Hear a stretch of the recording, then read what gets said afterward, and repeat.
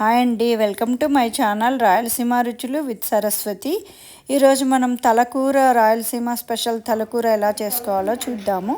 దీనికి పెద్ద ఉల్లిగడ్డలు 2 తరిగి పెట్టుకున్న, కరివేపాకు, పచ్చిమిరపకాయలు, అల్లం వెల్లుల్లి పేస్టు, కొత్తిమీర, పచ్చిమిరపకాయ పేస్టు, ధనియాల పొడి, గరం మసాలా పౌడరు. ఇప్పుడు ముందుగా మనం కుక్కర్ ఆన్ చేసుకొని కుక్కర్ పెట్టుకుందాము. కుక్కర్ పెట్టుకొని రాతిపూత 1 స్పూన్ వేసుకున్నాను. మళ్ళీ ఉల్లిపాయలు మనము తరిగి పెట్టుకున్న ఉల్లిపాయలు వేసుకుందాము. నూనె కాగిన తర్వాత కరివేపాకు. ఇవి కొంచెం రెడ్ అయ్యాక మనం ముందుగానే కడిగి పెట్టుకున్న తలకూర, ఉల్లిపాయలు రెడ్ అయ్యాక తలకూర నీట్గా కడిగి పెట్టుకొని ఉప్పేసి కడిగి పెట్టుకున్నాము ముందుగానే, అది వేసుకున్నాను. ఆ నీళ్ళు ఇంకిపోయాక పెరుగు 1 కప్పు పెరుగు వేసుకుంటున్నాను. ఉప్పు, పసుపు ఇందాకనే వేసాను. ఉప్పు పసుపు కొంచెము మనము అది స్మెల్ రాకుండా పసుపు ముందే కొంచెము కడిగేటప్పుడే వేసి పెట్టుకోవచ్చు, తర్వాత అయినా వేసుకోవచ్చు. కారం 4 స్పూన్లు వేసుకున్నాను.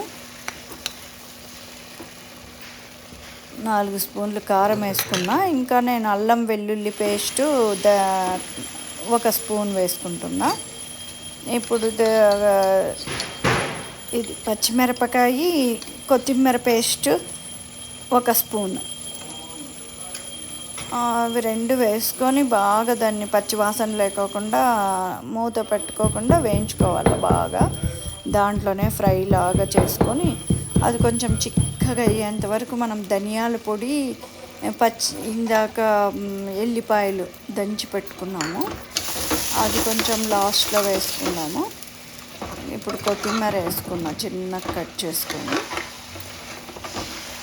ధనియాల పొడిలోకి 4-5 ఎల్లిపాయలు దంచానండి ఇందాక. అది గరం మసాలా పౌడర్ సపరేటు, ధనియాల పొడి సపరేటు. ధనియాల పొడి, ఎల్లిపాయలు వేసుకుంటే అది స్మెల్ చాలా బాగుంటుంది మనకి.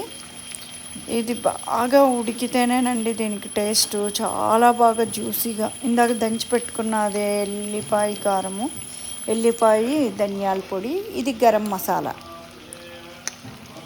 2 ఒకటే ప్లేట్లోనే పెట్టుకున్నాను. గరం మసాలా సపరేటు, ధనియాల పొడి, ఎల్లిపాయ దంచి పెట్టుకున్నది. ఇప్పుడు దీన్ని బాగా కలిపేసుకొని నీళ్ళు వేసుకొని కుక్కర్ మూత పెట్టుకొని ఒక 15 విజిల్స్ రావాలండి. ఎండు కొబ్బరి 2 స్పూన్లు, మీకు కావాలంటే వేసుకోవచ్చు, లేదంటే లేదు. ఎండు కొబ్బరి ఇప్పుడు మనం కావాల్సినన్ని నీళ్ళు ఎక్కువ వేసుకుంటే కొంచెం మళ్ళీ మనము విజిల్స్ వచ్చేటప్పటికి చిక్కపడుతుందండి. నీళ్ళు దీనికి ఎక్కువ వేసుకుంటే మెత్తగా ఉడకడానికి బాగుంటుంది.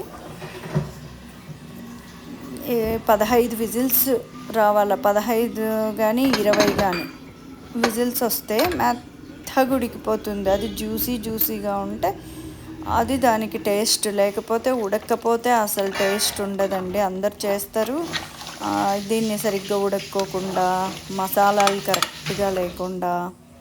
ఇప్పుడు నేను చూపించిన మసాలాలన్నీ వేసుకొని జొన్న రొట్టెతో దీన్ని తీసుకొని తింటే చాలా చాలా బాగుంటుంది. మా పనమ్మాయితో జొన్న రొట్టె చేపిస్తున్నాను, చాలా పల్చగా బాగా చేస్తారు. అది దీంట్లోకి గ్రేవీలోకి రొట్టె, ఇది చాలా రాయలసీమ స్పెషల్ అండి. జొన్న రొట్టె, తలకూర, ఇవి 2 మీరు చూసి చేసుకుంటే చాలా బాగుంటుంది. చూడండి, ఇప్పుడు దాన్ని వేడి నీళ్ళు వేసి కలుపుకోయింది పిండి.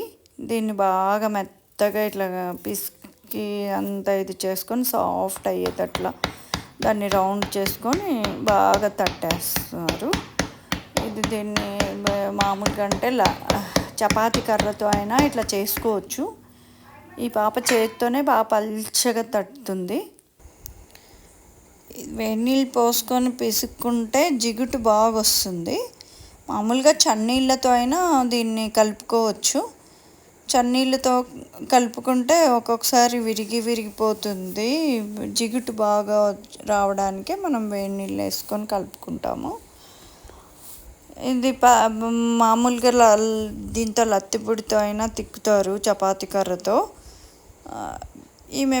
మనకు చేత్తో బాగా చేయడం వస్తే చేత్తో చేసుకోవచ్చు. అది పల్చగా వచ్చింది, మరి చేత్తోనే పెనం మీద వేసేసింది. ఇదింతా పిండి పోవడానికి ఒక బట్ట తీసుకొని నీట్గా తుడిచేస్తారు. ఇది కొంచెం నీరంతా పోయినాక తిప్పేసుకోవాలి మనము. ఇప్పుడు రొట్టె రెడీ అయిపోయిందండి. అంతే అండి, రాయలసీమ స్పెషల్ జొన్న రొట్టె తలకూర రెడీ అయిపోయింది. మన అందరూ చేసుకొని మీరు కానీ ట్రై చేసి చెప్పండి. నాకు లైక్ చేసి, షేర్ చేసి, సబ్స్క్రైబ్ చేసుకోండి. మీరు కానీ నోరు ఊరించే ఈ తలకూర జొన్న రొట్టెని తప్పకుండా చూడండి.